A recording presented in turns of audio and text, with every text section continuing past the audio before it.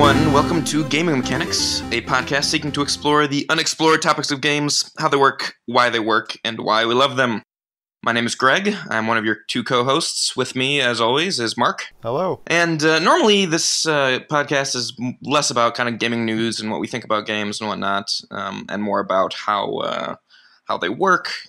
Obviously what I said in the intro, but no, more so just kind of some of the underlying dynamics of them, interactions, things that we find interesting that maybe other people don't think or talk about as much. But E3 did happen this week, and I would be remiss if we didn't at least touch on that a little bit, as well as let that lead into a few talking points that Mark and I came up with.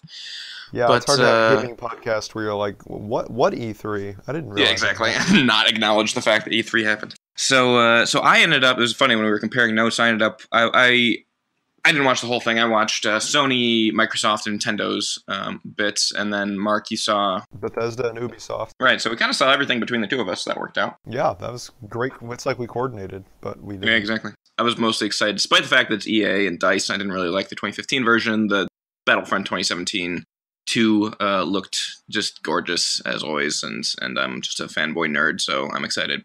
But Mark, for our first kind of topic, what was tell us a little bit about one of the big announcements that Bethesda made about Skyrim. Yeah, absolutely. They mentioned that they were now going to have I forget what they called it, but they're basically going to have a paid modding portal where there's going to be a community of modders who work in coordination with Bethesda developers, and they're going to produce the mods and the content that the modding community has always produced, but players are now going to have to pay to access that content.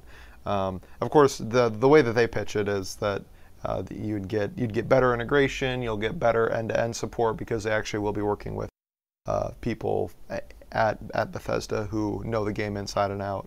But that was one of the more intriguing announcements to me, because there are pluses and minuses. I would say, just so you know my bias, I'd say on the whole I'm not for it, but we can certainly talk about some of the good and bad things about that. Yeah, I mean, the thing that immediately hits my mind actually is like the pro that they put out there being, like you said, having a little bit more thorough integration and a little bit smoother is, outside of just the technical aspect of like, yeah, that'll be better. But there's also a level of the quirkiness and weirdness of the mod community that when you get these really shitty mods that are, like for Skyrim particularly, there's so many unbelievable ones that like outdo what's actually in the real game.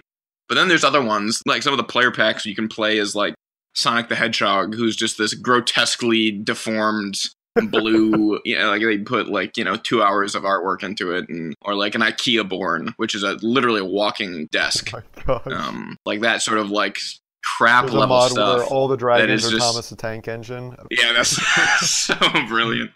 Anyway, I wonder if it's all going to have to be going through Bethesda now, if you'll be able to get that sort. Like, and that's like part of the joy of the modding community is kind of this unfettered, internet-driven, bizarre, highly creative, sometimes terrifying, slew of content that would be almost tragic to we lose. talked about, actually last episode, about polish, and I guess our first episode, about polish and how actually certain facets of games and certain genres thrive in not being polished. And being a little bit grungier. Yeah, sure. And I think there's a certain element of the humor of the modding community is based on some of that grunginess and some of those, weird screenshots you could get out of games like Gary's mod, where just like completely ridiculous like physical impossibilities are happening in front of you and you just got to take a picture of it. Yeah, I mean, one of my favorites, there's a great video that showcases a lot of the weirdest of the Skyrim mods, but one of them is like the, respawnable, it's a bear on its hind legs with a like a keytar, and it's you can make an army of them, and their attack is basically the classic Fusro Da, the big huge force wave that gets shot out, but in all directions. So they're playing this like shock wave. It's the idea fantastic. That like the music they're playing is killing people. Yeah, is exploding outwards and blowing people up. So that's fantastic. Anyway, but all that being said, pros and cons aside, I was thinking more about and we were talking about when you just mod communities as a whole and kind of their history and their relevance to games that maybe would not have been as successful without them. Obviously, Skyrim was wildly Right. successful on console and PC without the modding community, but Skyrim's notable for its modding community. But there's some other ones. In fact, there's an entire genre that would not exist that we talked about last Right. week that would not exist without lateral design space that was given by Blizzard and their modding tools for Warcraft 3, which is, of course, the king of all MOBA genre. Right, right. So, I mean, we literally wouldn't have Dota if it weren't for the way that Blizzard opened up Warcraft. And so, I think pretty much Right. everybody would be behind me when I say, like, it's a good idea for developers of games to give extensions of their tools to the community so that they can continue to work on them. I don't think there are too many people who'd fight me on that particular topic, but whether or not that then can be turned into something that's commercialized and a part of your business strategy, that's taking it to Right. another level, I think. Right. That's the fear on the company's part, is if you open all this stuff up, they're going to be losing a slew worth. They're basically going to get outdone, and they'll lose a slew of. Well, there's already been a potential decline, content I they can put think, out. in games having content, for lack of a better word. Uh, just having things in them. Been seeing having But substance. I hope it doesn't come Yeah. off as like I'm this old It's so man sad, who's but like that's- anti-game. I concur. love games, and Skyrim is not a game. Don't send me angry emails saying that Skyrim has a lot of content. Skyrim is not a game that lacks content, but there is a Yeah, trend in the yeah. industry, I think, toward Yes, we'll make a yes. really fun multiplayer, and that's what people will do. Even Bethesda, the whole way that they for sure. advertised Quake was with their competitive online play. Now it's Quake, so that's all Quake is, which is fine.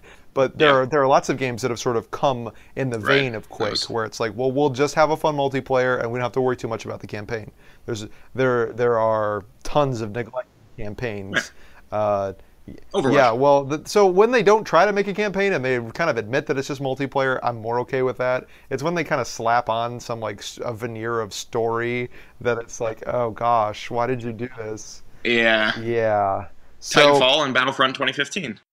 It's painful.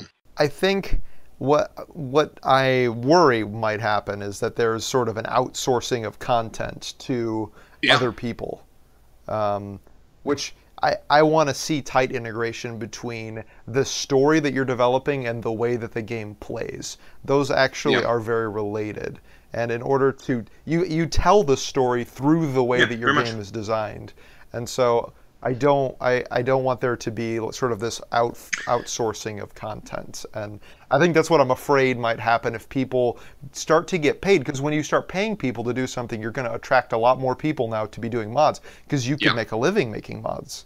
Now, it's too soon to say that. I don't even know what their Right. incentive model is going to look like. But if this really takes off and people start being paid to make mods, you're going to get a lot of people potentially doing I mean, at that that. point, aren't you just? And then that might be Yeah. where your content comes from. I mean, it depends too. Like, obviously, a lot of the core content and then the back end coding work would obviously be done. But at that point, if you're getting paid to make art assets, or if you're designing, another big thing in the Skyrim mod community anyway was they did a lot of kind of mission packs or side quests, or they'd build new areas and have you can actually design new quest lines and characters and.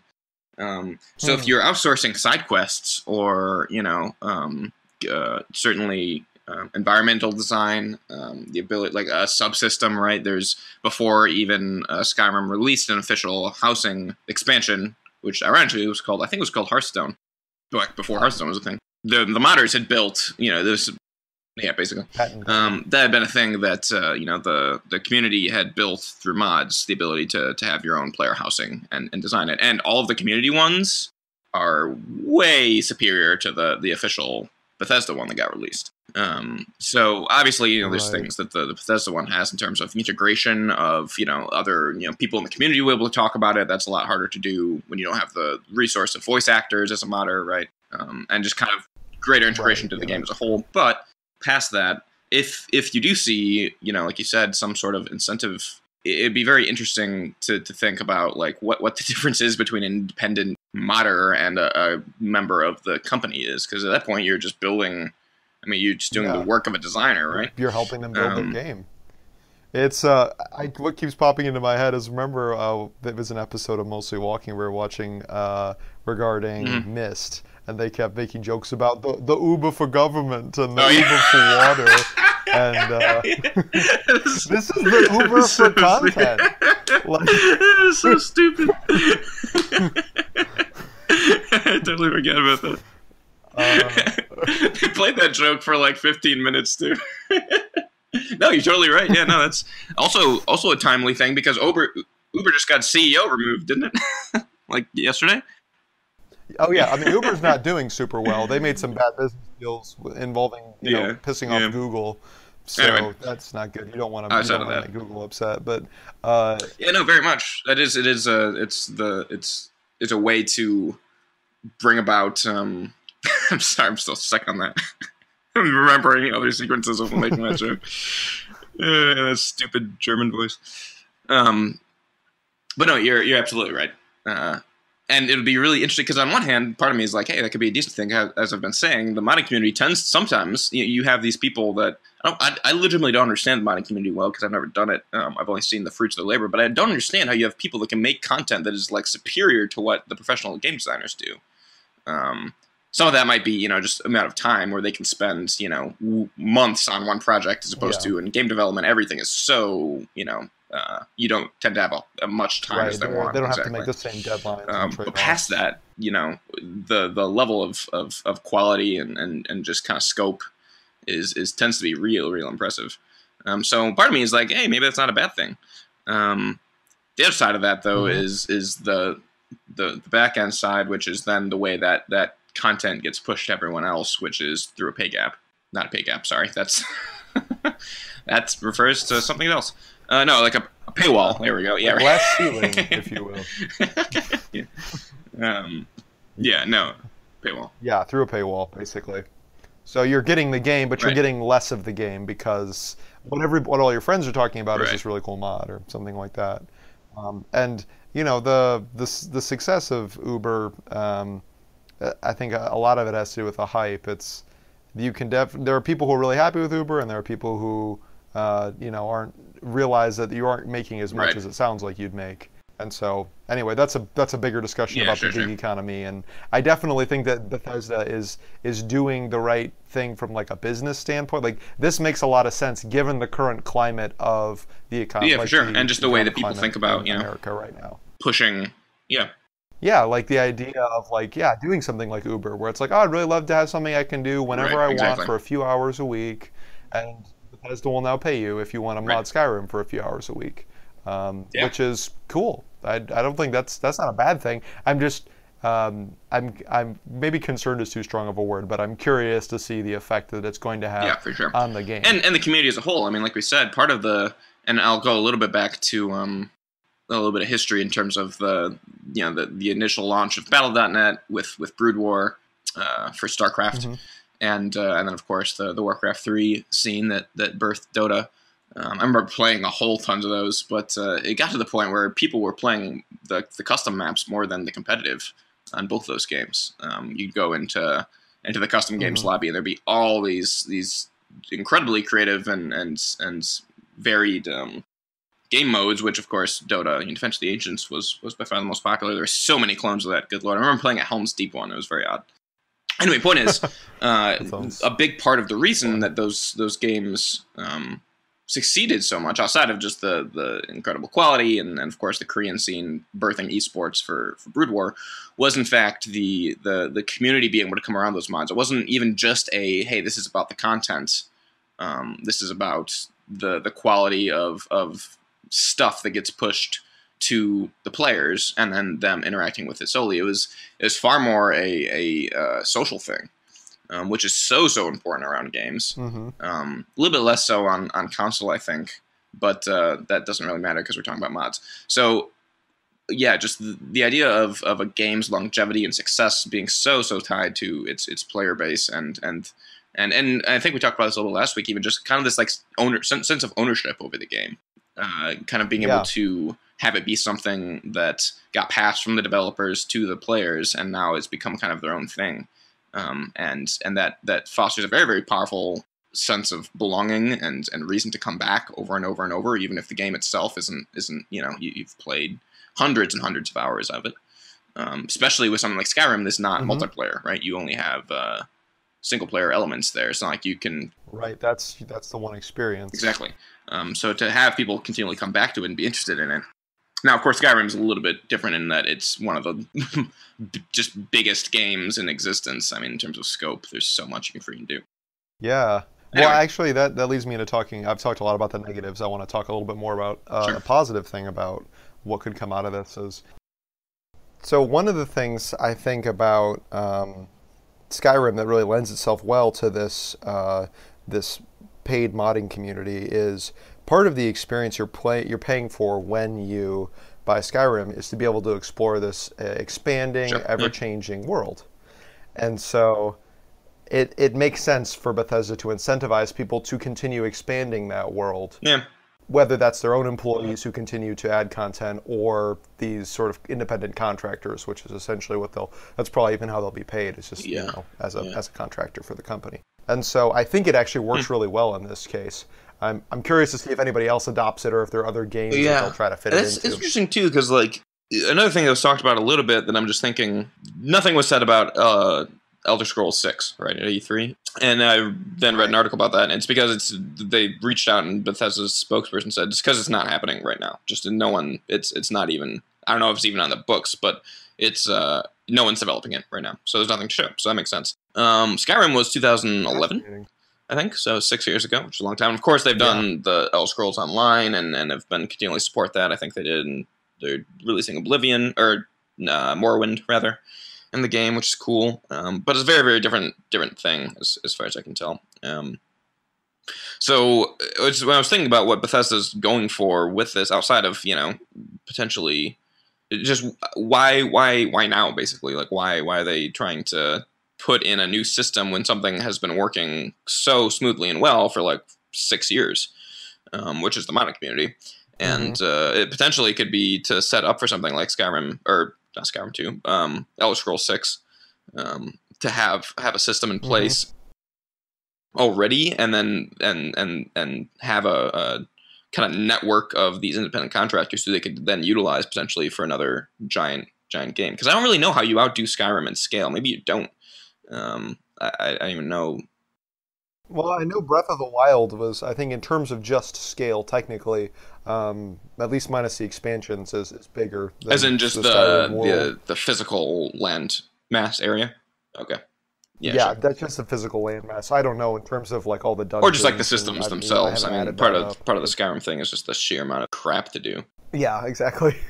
outside of the world itself. And it makes sense. I mean, Breath of the Wild, like I said, is 6 years ago, working on last gen technology for Skyrim. So anyway, that was just, I don't really know why, outside of like the things you were talking about, and certainly the financial aspect of it, why would Bethesda be instituting this right now? I mean, other than the economic climate that I mentioned, like I can't really think of any reason why they would all of a sudden decide, well, we know what we need to do. We need to pay. I mean, was anyone to do this? Because they were already doing it for free. Like they're already attracting people to your game. So at first, you're going to just be handing out money to people to do the work they were going to be doing. Eventually, there'll be people who do it. Yeah, who wouldn't have otherwise. You can make some money that way. Exactly, they wouldn't have otherwise. But right now, anybody who has experience in that field has been doing it for free and probably would continue to do it. I mean, what do you think the end goal is, like, outside of the financial side? Do you think there's any sense of like trying to build, like I said, this kind of like network to help them with development for something else, or you think it's purely like, and then was anyone really excited about that when they announced it? Like, why say that at E3? Yeah, I mean, people are excited about everything at E3, so they just cheer. I know, but you say anything, and it's like listening to the president talk. But no, I don't. The sense I get is not that everybody's like super stoked to have this platform to buy mods on. Yeah. It'll be interesting to see if they bring that to other games. Like, I don't know too much about the Fallout universe. I've never played a Fallout game or watched too much about it, but I know there's a huge modding community for the Fallout games as well. If they're going to bring that to that, and then, like you said, if that's going to become something resembling an industry norm, um, across other games with large modding communities. I don't know. So that kind of brings me to the next point, which is we're talking about mods, and certainly like kind of what we've alluded to a few times. We finally should just do a show on this, maybe the next one, just about kind of like the idea of lateral space and game development, and we kind of touched on it in episode 1, I guess.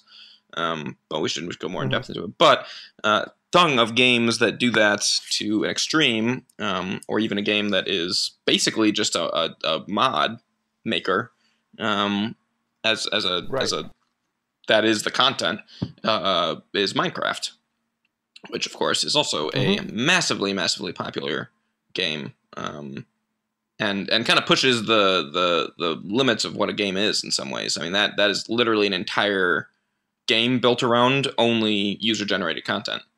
Of course, I mean there's like the really nominal end game, right? Of finally, I think there's like a dragon underground you can find and kill. Yeah, there's like a survival mode where you like have to, where you like need to collect food. Right, but that's not the reason the Skyrim or Minecraft works and is so successful. Yeah, it's not why people still play Minecraft. Nobody's still playing vanilla Minecraft and so excited about that, survival. Yeah, no, you do it to go find like full life-size replications of Minas Tirith, which have happened. Yes. I believe it, man. I've seen people. I saw somebody make an entire computer on Minecraft. Whoa, seriously? Oh my. Like the circuitry. Oh my God. Like the circuitry, yeah. Yeah, redstone, man. That's kind of disturbing, actually. We're getting to like some Matrix level shit here. You know, like yeah, we're simulating consciousnesses in Minecraft that were writing books about whether or not they lived in a simulation. It was a good time. Yeah, just light afternoons worth of like simulating reality. Yeah. Well, aside from the existential terror that comes along with that, I mean, what do you think this sort of thing would mean for something like Minecraft? Oh yeah, I mean that's a fascinating. If Minecraft really wanted to monetize itself, then you do something very similar, right? Well, we mentioned it, I guess, in passing about the idea of Minecraft almost being a platform. Yeah. Like it becomes a way to make games instead of being a game. Yeah, totally. And if a game is extensible enough, like if you have enough hooks into the raw engine given by the developers, then you can do that. Yeah. When mods really take it to the next level, in my mind, is when it's one thing to be able to add content. Like almost any mod, of course, you can add content. Right. Or at least you can modify. So I think the lowest level of modification, which developers almost don't even have a say about, in fact, they would have to go out of their way to remove the ability to do this, is like custom skinning. Like you just modify assets that are already in the game. So I'd say that's like base level modding. Next level is like you can actually add new content, but you can't actually change the framework of the game. You can add a new building, you can add a new level, maybe you can add a new champion or something that has sort of an amalgamation of existing champions. Right, exactly. Kind of like the way that Mii's worked on Super Smash Bros. Brawl. You could make it Mii, but then it could only have like the certain subset of moves, and you could just sort of mix and match them. And then there's actually being able to modify the framework where you add rules to the game, and you actually add constraints or maybe can remove constraints to at that point potentially make it a completely different game. And when you start treading on framework modification territory, that's when you can get things like Dota. Yeah, and in terms of Minecraft, like you see, I mean, I remember, good Lord, I remember watching Achievement Hunter back in early college and having them have a new, I don't know if it was weekly or so. It was basically a Let's Play for Minecraft. And I always thought that was kind of a slight misnomer because, like, technically, of course, they were in the Minecraft client. But, like, the idea of a Let's Play tends to be, like, showcasing a game and playing through it. Kind of, I think of it tended to be, like, rather linear.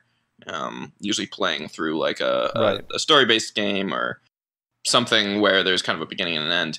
And anyway, there's, obviously, week to week, there was zero coherence between the episodes because each game, it wasn't even the same realm of, sometimes it was either building something, sometimes it was the one where there's a game mode where they had to be riding, they had an arrow, or they had a bow and arrow, they had locked the view, the axis, like the viewpoint straight up, so you're only facing up, so you can only fire arrows straight up, and everyone is riding on pigs that are randomly running around a pig pen. And that was the whole game Oh mode, my and then whoever goodness. survives to the end wins. It's just like pig arrow Russian roulette. Basic kind.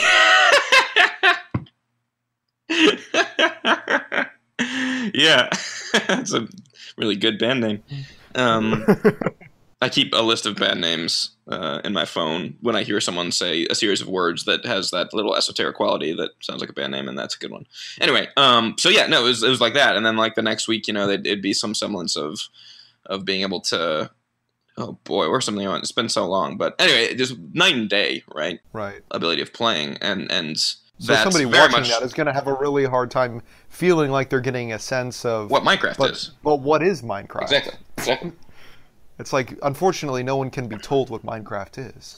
Yeah, we're getting philosophical, but no, you're right actually. I mean, and that was kind of the point, and that's the thing that made it so, I think, enduring and popular. I remember when it first came out, and I looked at it, and I was like, "Why this? Okay, this looks kind of lame."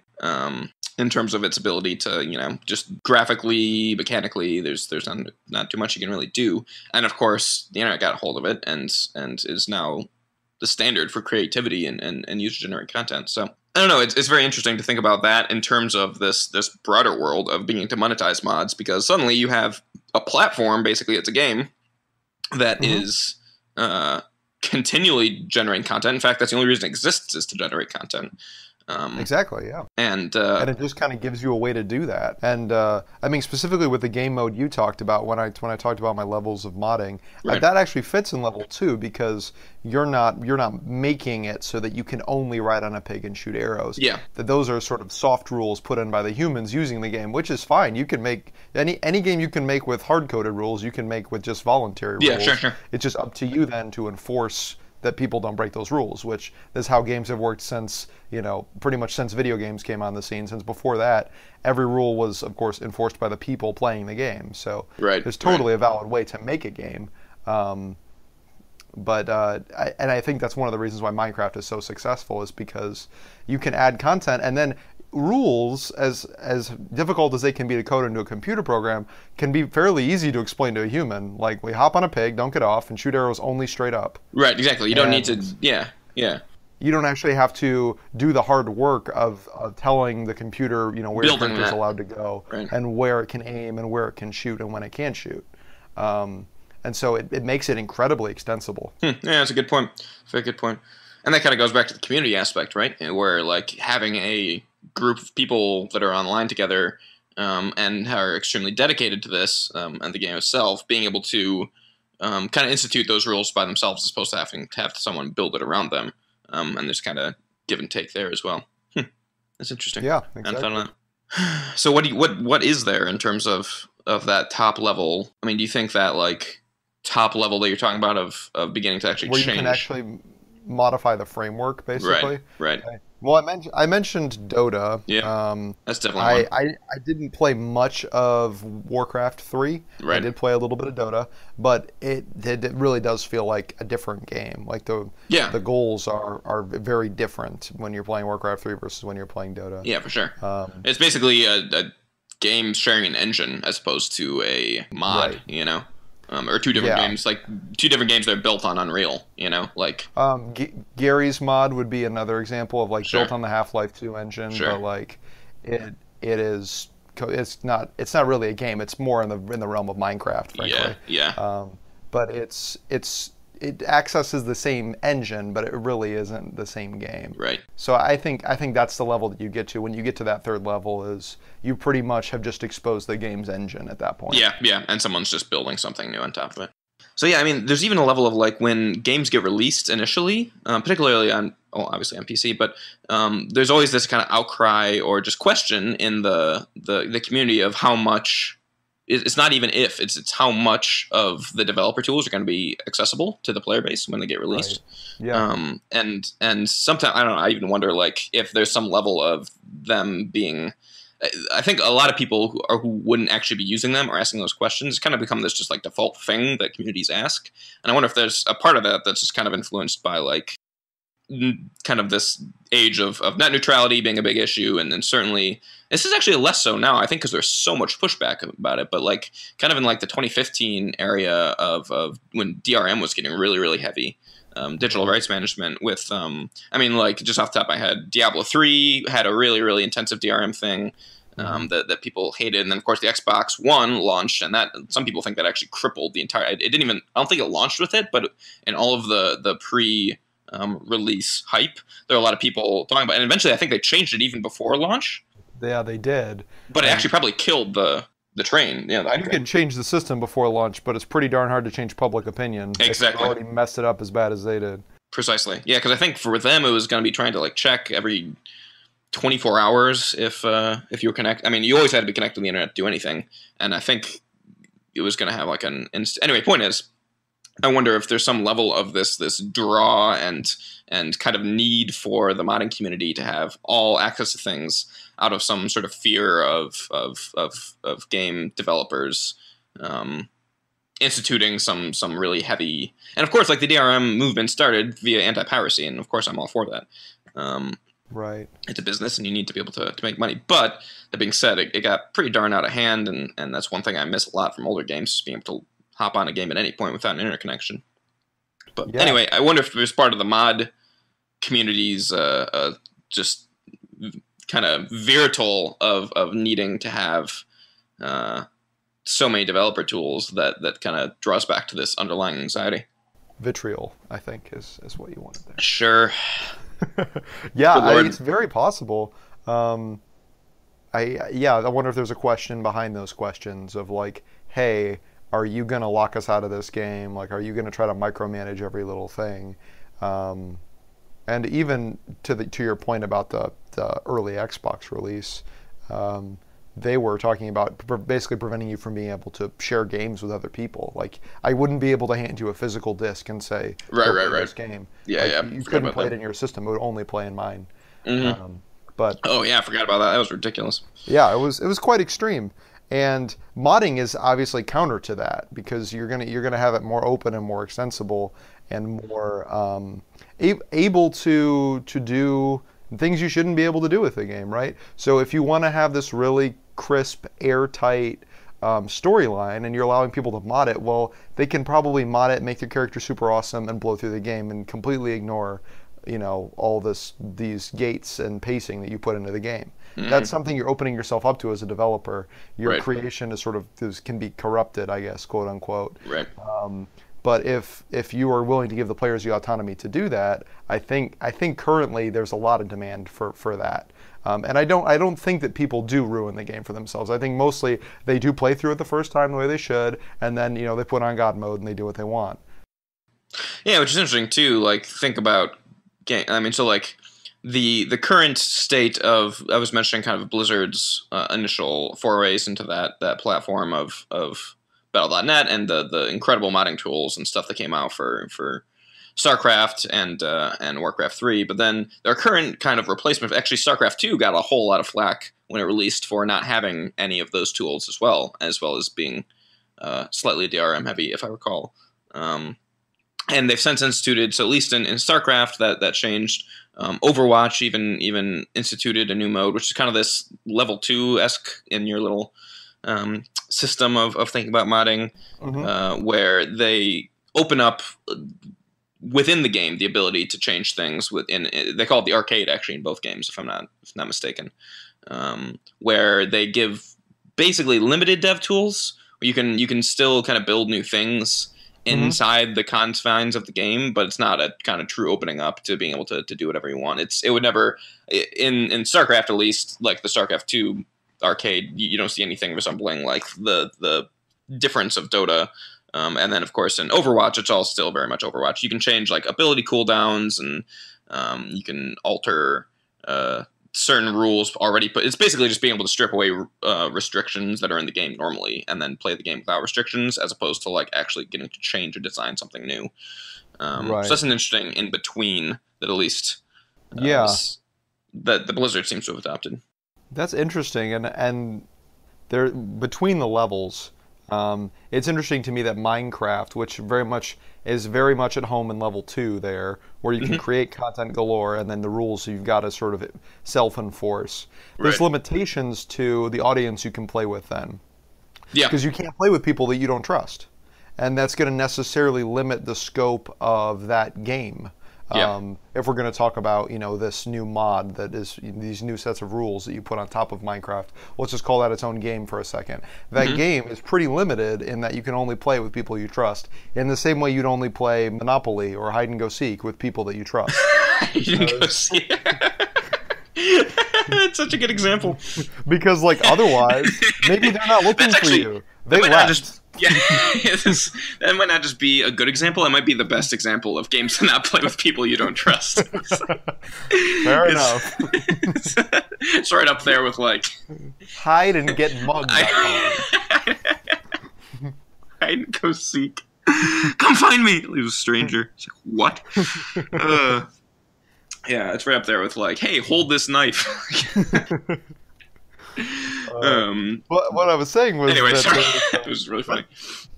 there's a limitation to the scope of that game now, because it's necessarily limited by being able to trust and being able to enforce those rules in the context of that game. Sure. And so when you actually want to have a game that's going to spread in the same way that Overwatch or a MOBA or even something smaller like I was going to mention Counter-Strike, which is not that much smaller. Not on Twitch. Yeah, but so even something that isn't that big, if you want it to be very portable and very easy to get into, ironically, you need to enforce those rules digitally. Yeah. Make it so that the people can't cheat. It's safe. Yeah, sure. Because then you have a level of protection. There's an understanding that everybody's going to abide by the rules, because you don't have referees in digital games. With Right. sports, we get around this because there's an independent third party who gets paid to enforce the rules. Right. In this case, the independent third party being paid to enforce the rules is the game developer. Right, And exactly. so if you just have these soft rules in place and no referee, I don't think you'll ever see a competitive scene come out of an environment like that, because Totally. it's too nebulous whether or not people are playing the game or not. Yeah, exactly. Yeah, no, totally. And that was another. That's another interesting point, which is like if you think about again, this is kind of purely just going off Twitch top viewership, which is not the only by far not the only Metric. metric for a game success, but is quite a big one for the competitive scene. Think about those games where you have obviously the MOBAs. And Counter-Strike, Hearthstone, I'd say Overwatch is up there a lot. You see FIFA sometimes. Sometimes you see World of Warcraft. Obviously, PlayerUnknown's has been huge lately. That's pretty decent smattering. None of those games have mod communities, is the long and short of it. I mean, PlayerUnknown's is basically built out of a mod community, which was all the way back to Arma. But none of those games I can't believe are. we haven't talked about that up till now. That seems like I know. I just glaring realized that. example of I know. mods gone right. Mods birthing their own sort of Exactly. genre. Yeah, I mean, Or, obviously we not genre. mentioned MOBAs, but Right. but that's interesting to me that the game is born for mods that have no mods in them. You don't see any mods on League. Yeah. Or I don't think. I mean, do you see any? Like, I don't really play, or I'm not too into CS:GO, but you don't really see any Counter-Strike mods competitively, right? I mean, do people play around with that much? And I think the competitive scene is it's really well established, like what the different game types are. Yeah, so there's no room for it. And so I think that anybody who's really serious about CS:GO is like trying to get better at the existing formats. Right, yeah, totally. But anyway, that's just interesting to me that I guess those are all competitive games to an extent, but it's interesting that none of those. Let me see what's here. CS:GO, Hearthstone, Overwatch, GTA 5, Smite. When you mentioned Hearthstone, I almost I had this moment where I couldn't even picture what would it look like to have somebody mod Hearthstone. Like, Yeah. because it's already Blizzard's already so involved with constantly making content for that game. It almost I don't know, there was something that didn't compute. I was like, wait, you can. Yeah, I what's guess that you even could. mean? Right, because it's so closed. Like Hearthstone, I would say is extremely closed. No, yeah. In terms of the way that you can And necessarily. modify the game, but Blizzard is constantly, updating the game. and adding new mechanics, and I mean that's kind of a second level thing there. But yeah, and that's also just I think the default. A card game is not moddable. There's far fewer variables within a card game. Just the basic game mechanic is around cards. You know, you can make new cards and you can change the way cards interact, but you don't get to like build something. You don't get to introduce like dice. I mean, okay, that's a really bad one because there's so much RNG in Hearthstone, but you don't get to introduce like I don't know, a gun. For lack of a better phrase, I actually weapons. wonder if there's the opposite problem, which is that it would be so easy to add something to Hearthstone that was completely unbalanced or had unforeseen consequences. I mean, that happens every time they release a new set, right? Right, it happens with Blizzard, and they I give them credit. They do their research and they play test this stuff, and it still ends up unbalanced. Yeah. And so imagine where it's like any Joe Schmo who's played Magic before is just like oh, what about Trample? That's not in Hearthstone. I'll just put that on one of my cards, and you realize that you just it's not a viable mod. The entire right, yeah. Because so nobody would play your mod basically because it's in point. this mod this one strategy is completely dominant, and so it might be really hard because the balancing is so fine tuned. Yeah, that's a really good point, especially with something like a card game where it's so based. There's such careful design. I mean, like we were talking about kind of lateral design, right? Where like Minecraft, right? Like they build a system and then you go off. The Minecraft is so intentionally. You have to be so intentional about, or rather Hearthstone, to be so intentional about building exactly what you want in that game and not having the things you don't want, and ensuring that exactly what is designed to happen happens. I mean, of course, there's some level of being able to find some strategy and they can build that into the game, but that's definitely not even in the same realm as any of these other games we're talking about, like Skyrim, and of course part of it's apples to oranges, but that's such a specific one that you're right. Any user generated anything would basically just potentially completely annihilate the way that the game's played. And if you don't have everyone on the same page with that, then yeah, you just kind of build these little like microchasms of game that are not what Hearthstone is, by definition. You just fragment the community potentially. Yeah. And there's no execution component to Hearthstone, right? Sure. It's all strategy. It's just what cards do you play, and you've got to be able to think in the 45 seconds or whatever they give you to make a move. But other than that, there's no micro in Hearthstone. Right. Exactly. Yeah. There's no. You cannot put a card. Well, actually, I've seen people mess that up. So there's some level of you do have to be able. It's just really it is literal bare minimum. Right. But anyway, I bring that up I wonder if there's a relationship there between how sensitive and fine-tuned it is and the fact that there is no entirely strategic execution component. Yeah. Exactly. No, that's a good point. That's a really good point. So the complexity has to come from the strategy and the balancing. Mm-hmm. And hence if you introduce new variables into that, then it can mess everything up, because it's no longer about, hey, how are people going to be executing this new idea? There's this new idea and that's it, and that hence is going to affect everything else. Right. It's a cool thought. That could be something to explore in a later show. The idea of game like micro versus macro, strategic versus execution, and then how that actually affects different. Well, do you want to talk a little bit about the way that going online has changed games like Battlefront? Yeah, we can do that for the last few minutes here. I mean, that was I guess that's kind of a smallish. I mean, that's a huge topic, but particularly with the Battlefront 1 from watching E3. I played a crap ton of Battlefront 1 and 2, the originals, and then I'll just call, for sake of simplicity, the DICE Battlefronts, which are also 1 and 2 now, but I'll call them 2015, 2017. And then Battlefront 1 and 2 will refer to the originals. But I was just thinking about, so I played an unbelievable amount of Battlefront 1 and 2 when they came out, and then actually I played probably 40-ish hours of Battlefront 2015 when it came out, and didn't really like it. That's why I didn't keep on playing it. And watching the E3 presentation for 2017, they were addressing a lot of the things, a big natural, especially because they named it the exact same freaking title, but a big natural part of the problem a lot of people had was some of the comparisons between 1 and 2 in 2015. A big part of E3 this year was addressing how 2017 was going to be, how they were changing it and responding to player feedback and making it something more akin to what a lot of people have been asking for, which basically said make it more like the original 1 and 2 games. And so that got me thinking about just one, why outside of the different developer, LucasArts versus DICE, and DICE, being the masterminds behind Battlefield. So many battles, dude. We got Battlefront, Battlefield, Battlegrounds, Battle Royale. Battle for Middle Earth. Battlefield, yeah, that's a great one, dude. I could spend a whole show talking about those games.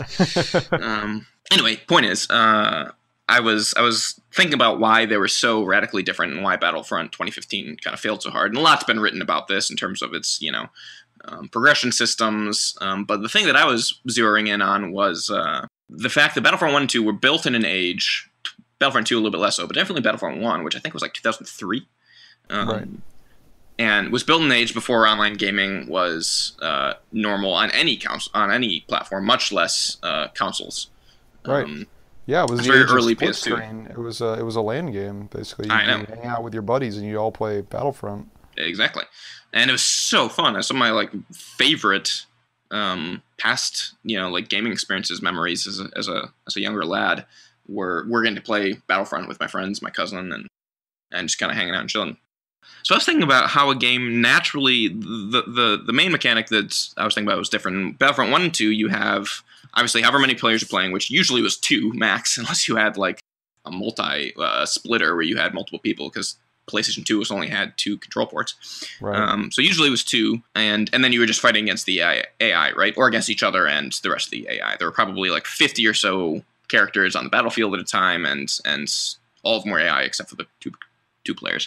And then you have Battlefront 2015, which was, again, they were trying to go for something similar, which was this big, huge, kind of open, expansive, fantasy-filled experience of the Star Wars universe, where you get to be on these battlefields and kind of fight the way you want to fight and do all these different things, except for the fact that the big major difference, outside of some of the game mechanics, was every single person you fought against was a human. There were these 40-player multiplayer matches. Which that's a huge change. Exactly. That's kind of incomprehensible. And I wonder if, obviously there's nostalgia here. And like I said, there is some of the just poor gunplay mechanics. There is some of the poor progression mechanics. But I wonder if a big part of why Battlefront 2015 didn't succeed as well, and I wonder if we'll see 2017 not succeed to the same degree, is because they fundamentally changed what Battlefront was about in making it massively multiplayer. Right. So then you have a game like Titanfall, which I played a ton of. I played probably Battlefront 2015 and Titanfall were similar release areas, and I played way more Titanfall actually, and that was because it was similar. I think you have 5v5 teams of humans, and then the rest of the map is filled with NPCs, just kind of mindless AI that run around. You get to kill, and that actually can play into the gameplay dynamic as well in terms of killing AI gets you a lot less victory points, but there's at least you're doing something as opposed to just straight multiplayer. Mm-hmm. Especially with the fantasy of what the Battlefront games were, like I said, was this kind of go anywhere, do anything, kind of hop into a vehicle, play different classes, play different things, kind of fight the way you want to fight. In Battlefront 2015, suddenly what happened is that you would spawn as the one, they didn't even have classes anymore, you'd spawn as the dude, you pick one of 6 guns, and then I had games like this where I would just walk forward and get murdered immediately, because people are really good at video games. Right. And suddenly it wasn't even about doing anything, it was just trying to survive and get 1 or 2 kills before I died. And that's just not fun. Obviously, maybe I wasn't that good, but that's such a different gameplay place. Right. So you could get better, but yeah, it's totally. I think one of the things that they tried to replicate with Battlefield 2015 and 2017, because it's so core to the experience the original Battlefront delivered, was the density of the combat. Sure. You would see 20, 30, 40 units running around attacking each other, and it gave you the sense of being of a scale in numbers, not just scale in size, but there are so many people participating in this battle. Yeah. But I think when you make that shift to having everybody be a human, that density just becomes a serious problem. The Battlefield genre does not replicate that density. No, you're absolutely right. You could I was play just a about to say Battlefield that, game actually. and you'll see 3 or 4 people. Yep. And then you'll find 3 or 4 enemies and you'll start shooting at them. You will not see dozens of enemies. That would be all running around. Considered a massive sort of happening if you ran into that many people at once. Absolutely. And even the same thing, when you think about, even when I was talking about those scales of, I think Battlefront 2017 or 2015 was 40, 20 on each team. Anyway, point is, it was huge. But when you think about those scale of numbers, no other game tries to do that kind of third-person shooter in that scale, other usually games that have that amount of players, is like you said, either the Battlefield series, which is you don't see nearly that many people, or the currently, like the Battleground, the Battle Royale series, where you have like what player unknowns is 100 players I think spawn in, and throughout the course of the game you might only see like 10, because it's so spread out. The randomized spawning, the way they space it, and where resources are. Like exactly. Once you're dead, so like in the first probably 3 or 4 minutes, it would be fun to find a burn down chart of how what the average number of players in a game is over time. But probably within the first 5 minutes, half of those people are gone, and your map is now much less densely populated. Right, populated. Yeah, I don't know if it's quite to that extent, but for sure it'd probably be exponential in those first few minutes. Anyway, so all of this to say, when I was thinking about that, I was like, no wonder this game didn't do as well outside of some of the shoddy mechanics. Because I think at core, the idea of having a giant 40v40, and like, I don't know, so much is about scale, and E3 is like, kind of being able to showcase the coolest, biggest things, and you say, we're going to have 20v20 multiplayer matches, everyone's like, yay! But then when you think about it, like, is that even best for this genre, this third person, like, and what you're trying to achieve, which is, like I said, I really think the fantasy of those games is to be able to play these big epic battles in any way you want. And have different ways to do it, and of course there's a way to do that in a large multiplayer sense. But certainly the 2015 version did not nail that at all. There was no lateralness. There was just shooting each other, and like I said, not even great third person gunplay. And that's just so not. And then, of course, they nailed the visuals. They nailed the sound effects. I don't think I've seen a better representation of the Star Wars universe in games. I really haven't. Right. So, like, aesthetically, it's great. Oh, yeah. They killed it. Oh, they killed it. In terms of delivering the experience of what Battleground was, I think that the density's core, and I don't think it fits with everybody being a human. Yeah. I love, I'm sorry, you said Battleground, and before that you said Battlefield once. I wonder how many, if we go back and listen to this, how many times we messed up Battlefront, Battlegrounds, Battlefield. So to our listeners.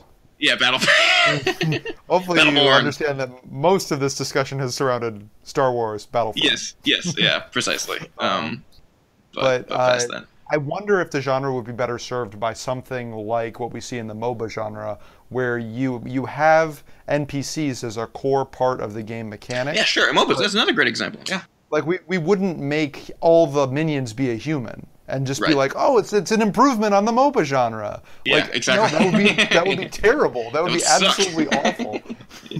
Yeah, no, exactly. No, I agree entirely. That's a really good example. And like I said, that's how Titanfall did it, right? The obviously the player characters had way more weapons and access to gear, while the little minion characters, the grunts they called them, there were two levels. There were like grunts and then specters, which were slightly tougher grunts.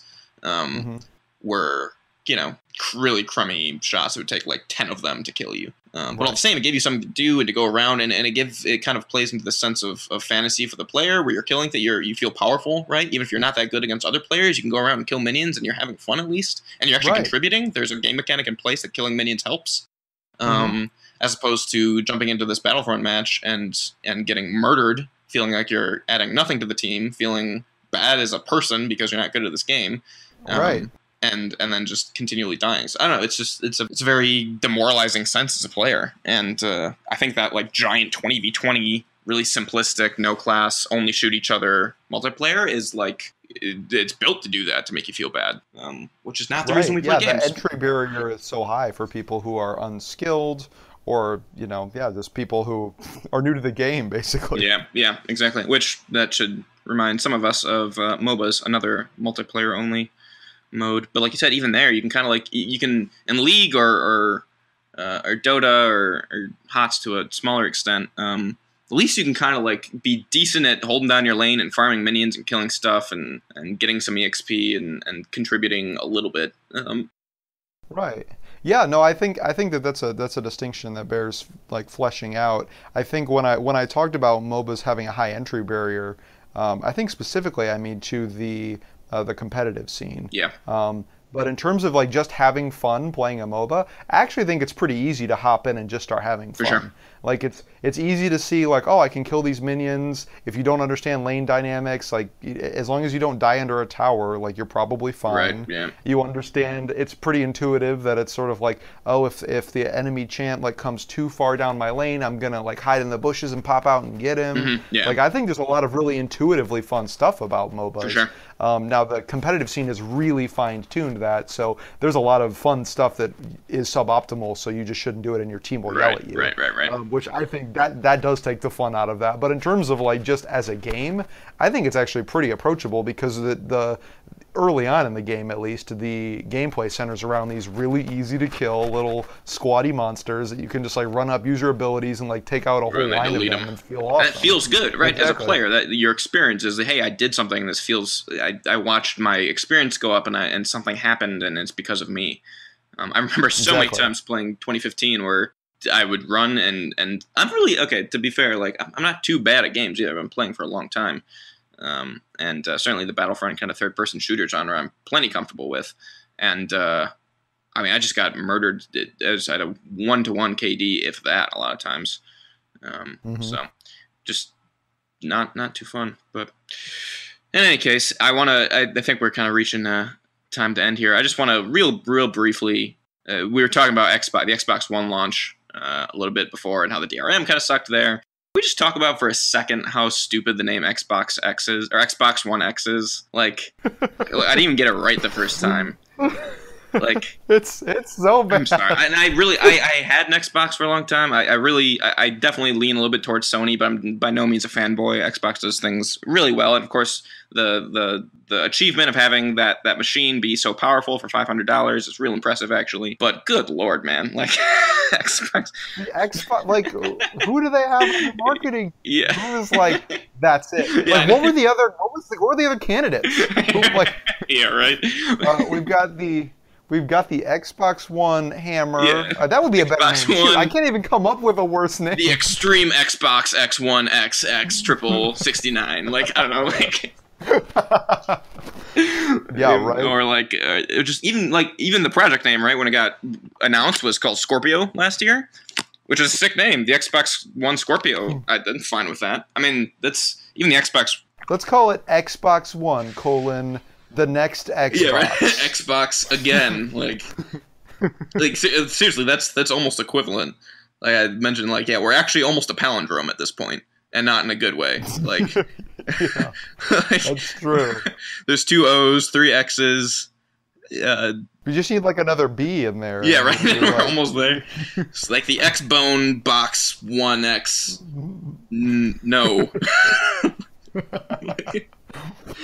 Anyway, so well, man, actually backward you've got Xeno Zabex, which is like a way cooler. Yeah, we actually it's just done that. It's cooler backward. Xeno Zab.